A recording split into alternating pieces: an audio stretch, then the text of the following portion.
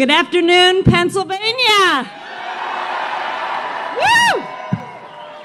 What an honor it is to be with you here today. I'm Karen Pence. Thank you. And my husband, Mike Pence, is running for vice president. Thank you. On the ticket with our next president of the United States, Donald Trump. I flew in this morning from Iowa, where Mike is campaigning right now as we speak. And yesterday, we were campaigning in Arizona, New Mexico, and Colorado. Later today, he will be in Michigan, and then we will meet back up in Pittsburgh tonight.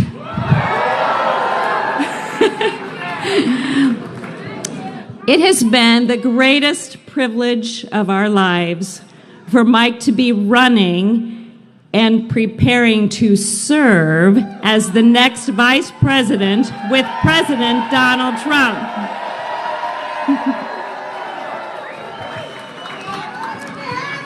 So for those of you who don't know much about me, I'm a school teacher, an artist, and an entrepreneur, and a mother of 3 wonderful children, including our daughter Charlotte, who is here with me today. You know, it's been wonderful to serve Indiana these last 4 years as the First Lady of Indiana. But Mike and I are looking forward to serving the entire country in the next 4 years with Donald and Melania Trump. But you know, on the campaign trail, one of the greatest blessings for us in this campaign has been getting to know Donald and Melania Trump and their family, and seeing their heart for this country and their passion to make it better. They are tireless, believe me, waking up every day ready to take their message to the American people. And now, with just 5 days to go before Election Day, we can see their efforts and hard work really paying off. And looking at all of you, I can tell that Pennsylvania is ready to make history by helping to elect Donald Trump as the 45th President of the United States. And when you do, Melania Trump will be our new First Lady. She is amazing. Let me tell you a little bit about her. Melania is first and foremost a dedicated wife and mother. The first time I met Melania was when she and Donald were deciding who to choose for the vice president, and we joined them for a weekend at their resort in Bedminster. We were having dinner, and Melania looked at me and asked about our 3 children. Well, I told her with a wink that we have raised 3 independent thinking children who don't always agree with their father on every issue. I told her we have a lot of great discussions around our dinner table, believe me. But you know what? She looked at me with her warm smile, and she said, "I like that. You're teaching them to think for themselves. I like that." And I knew right then that I was really going to like Melania. I have so enjoyed getting to know Melania during these last several months. You know, as the spouse of the candidate, it isn't always easy to have your husband out on the campaign trail with a very grueling schedule or to face the barrage of attacks. But I can tell you one thing about Melania Trump. She is strong. She is so strong. She also is very accomplished, working her way up through the fashion and modeling industry and immigrating to America from her native Slovenia. Her love for America is boundless, just like her husband's. She is going to be America's next great First Lady. And I know that America will fall in love with her just as much as she loves the American people. Ladies and gentlemen, it is my great privilege to introduce to you the next First Lady of the United States of America, Melania Trump.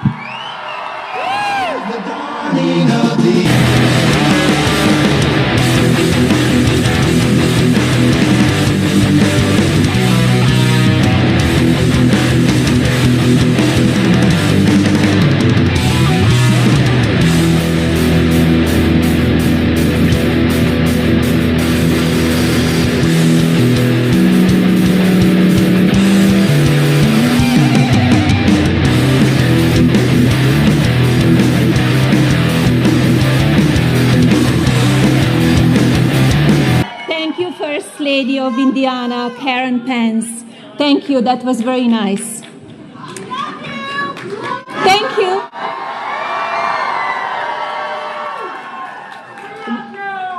We love you too. What a wonderful welcome here in Pennsylvania. It has been more than 500 days since my husband, Donald Trump, announced he would run for President of the United States. I remember that day in June 2015 vividly. Surrounded by our family and speaking to an audience of millions, Donald promised to campaign on behalf of those who feel the system is broken and does not work for them, those who just want a fair shake, an opportunity for a better education, a better paying job, a better future. He pledged to restore integrity to Washington and respect for America abroad. This is not an ordinary campaign. It is a movement. A movement in which people feel included, inspired, and involved. I have seen it firsthand. We are deeply grateful to the millions of Americans who believe in my husband because they know he believes in you. He believes in America, and he will make fantastic president of this United States. I come here today to talk about my husband, Donald, and his deep love and respect for this country and all of its people. I have come here to talk about this man I have known for 18 years. And I have come here today to talk about our partnership, our family, and what I know for sure in my heart about this man who will make America great again. I know exactly what that means.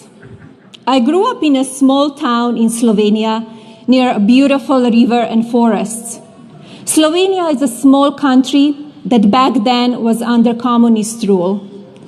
It was a beautiful childhood. My parents were wonderful. Of course, we always knew about the incredible place called America. America was the word for freedom and opportunity. America meant if you could dream it, you could become it. When I was 10 years old, we learned that a man named Ronald Reagan was elected President of the United States of America. We heard of what he was saying and doing. President Reagan's morning in America was not just something in the United States. It began to feel like morning around the world, even in my small country. It was a true inspiration to me. Later, I lived in Milan and Paris, working hard as a fashion model. I worked with people from all over the world. Fashion is a business of glamour, but it is also hard work. There are ups and downs, high highs, and ridicule and rejection too. I loved my work, and as a young entrepreneur, I wanted to follow my dreams to a place where freedom and opportunity were in abundance. So, of course, I came here. Living and working in America was a true blessing, but I wanted something more. I wanted to be an American. After a 10-year process, which included many visas and a green card, in 2006, I studied for the test and became a U.S. citizen.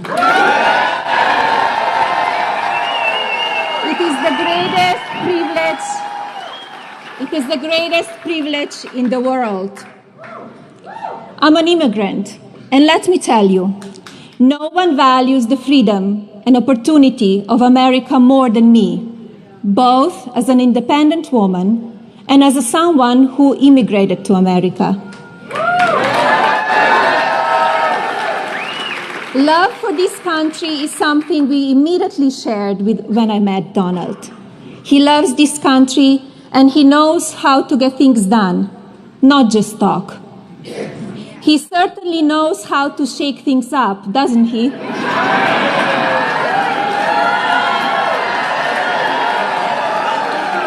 He knows how to make a real change. Make America Great Again is not just some slogan. It is what has been in his heart since the day I met him.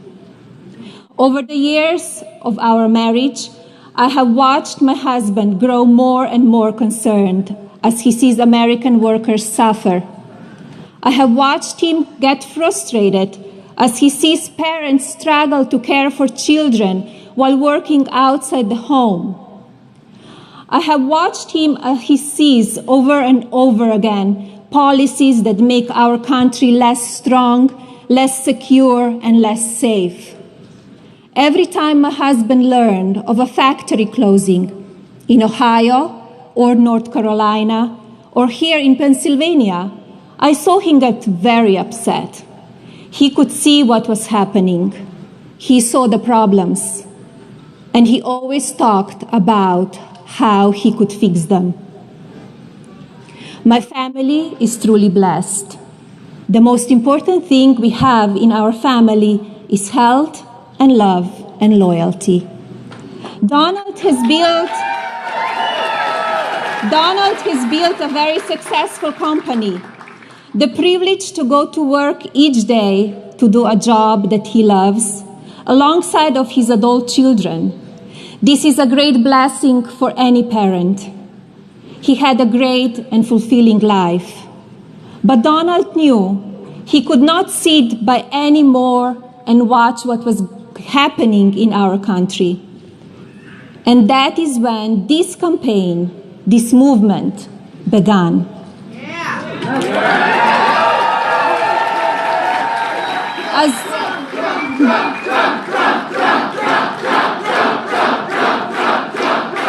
As Donald travels the country, he has asked some simple but very important questions.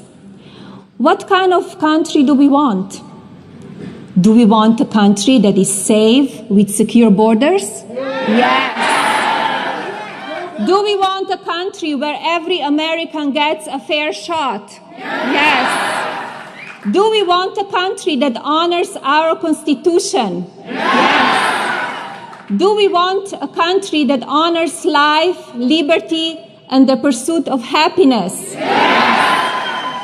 Do we want a country that respects women and provides them with equal opportunity? Yes. Do we want a country where every child has access to a good education? Yes. Do we want children to be safe and secure and dream big dreams? Yes. Do we want a president who is beholden to no one but you, the American people? Yes. Do we want a president who is a fighter for us and will never give up? Yes. Then we want Donald Trump to be our president.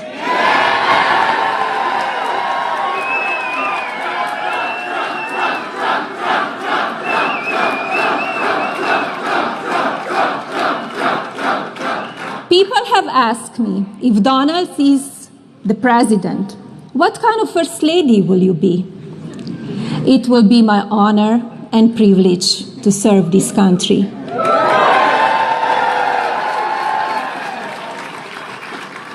I will be an advocate for women and for children. Let me tell you a little bit more about what that means to me. I'm a full-time mother to our son, Berwyn, an incredible boy. As his father travels around the country running for president, I'm with our son. We talk a little bit about politics and a lot about life, homework, and sports. Berwyn has many privileges and advantages. We know how fortunate we are. Still, I have the same conversations with my son that many of you have with your sons and daughters, and nieces and nephews, grandchildren and godchildren. I want my little boy to know that he is blessed to have been born in a country that values individual freedom and constitutional democracy. I want our children in this country and all around the world to live a beautiful life, to be safe and secure, to dream freely of love and a family of their own someday. We need to teach our youth American values: kindness, honesty, respect, charity, understanding, cooperation. I do worry about all of our children. As we know, now social media is a centerpiece of our lives. It can be a useful tool for connection and communication. It can ease the isolation that so many people feel in the modern world. Technology has changed our universe. But like anything that is powerful, it can have a bad side. We have seen this already. As adults, many of us are able to handle mean words, even lies. Children and teenagers can be fragile.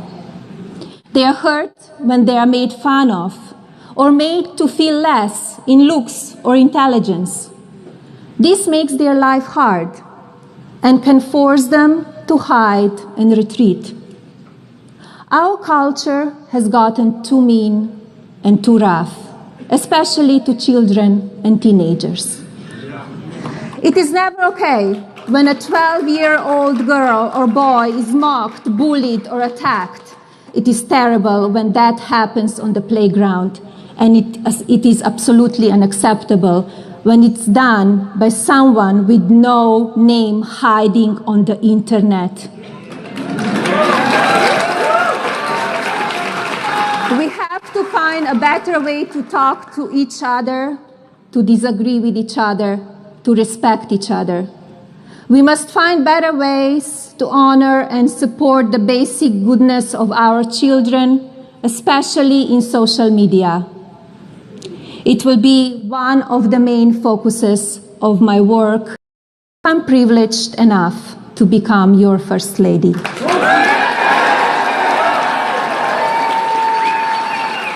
I will also work hard to improve everyday life for women.